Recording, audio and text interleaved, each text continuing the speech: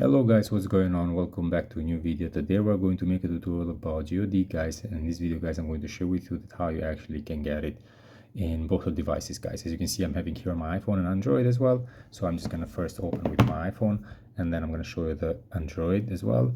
As you can see over here, guys, it works totally fine on my phone.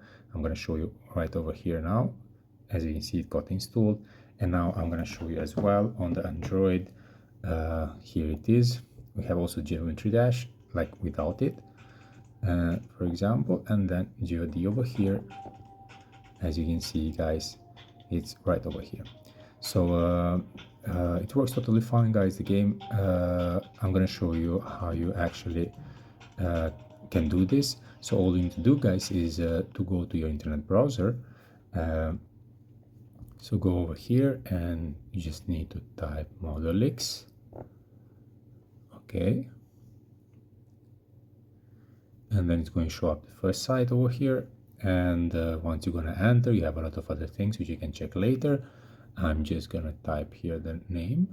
Here it is. You press on it, and these steps, guys, that I showed you works for the both devices, for iPhones as well and for Android as well. So you have to do this exactly the same thing.